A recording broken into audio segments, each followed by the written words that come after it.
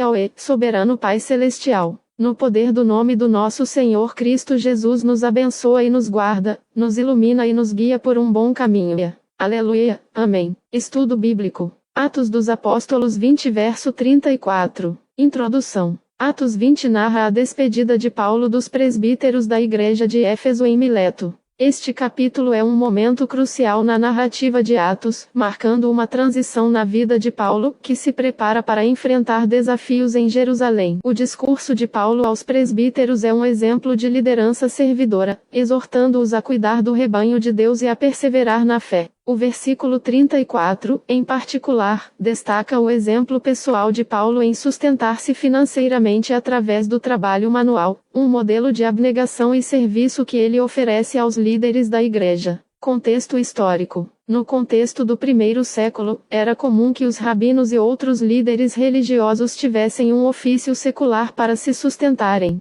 Isso evitava que fossem vistos como exploradores ou dependentes da generosidade alheia. Paulo, sendo um fabricante de tendas, Atos 18:3, utilizava essa habilidade para prover para si e seus companheiros, demonstrando independência financeira e evitando qualquer acusação de ganância. A cultura da época valorizava o trabalho manual e a autossuficiência, e o exemplo de Paulo ressoava com esses valores. Além disso, em Éfeso, uma cidade próspera e cosmopolita, a tentação de buscar riquezas e status poderia ser grande. O exemplo de Paulo, portanto, servia como um contraponto a essa mentalidade, enfatizando a importância do serviço e da humildade. Interpretação. Atos 20:34, dentro de uma perspectiva teológica protestante e trinitária, revela um aspecto importante do caráter de Paulo e sua compreensão do ministério cristão. Paulo não via o apostolado como um meio de enriquecimento pessoal. Ao contrário, ele se esforçava para não ser um fardo para as igrejas que servia.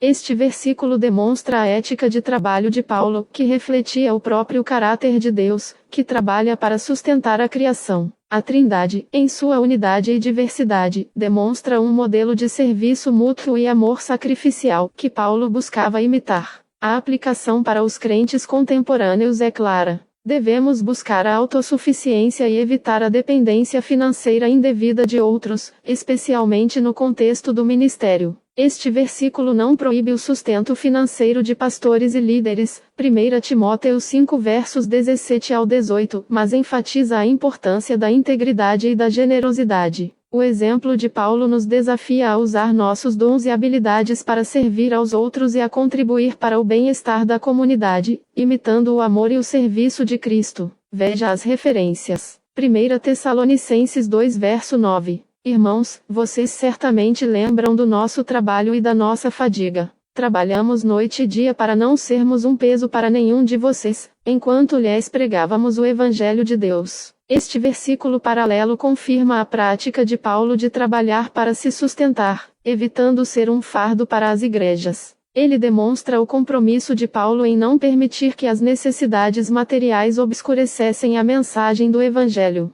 1 Coríntios 9 verso 12. Se outros têm o direito de ser sustentados por vocês, não o temos nós ainda mais? Mas nós não usamos esse direito. Pelo contrário, suportamos tudo para não colocar nenhum obstáculo ao Evangelho de Cristo. Este versículo revela que Paulo tinha o direito de ser sustentado pelas igrejas, mas escolheu renunciar a esse direito para evitar qualquer suspeita ou impedimento à propagação do Evangelho. Isso demonstra sua abnegação e prioridade em servir a Cristo e aos outros. Essas referências cruzadas reforçam a compreensão de que o trabalho manual de Paulo não era uma necessidade, mas uma escolha consciente para demonstrar integridade, evitar a dependência e promover o Evangelho sem obstáculos. Elas conectam o versículo em estudo com o tema mais amplo do serviço sacrificial e da liderança servidora no Novo Testamento.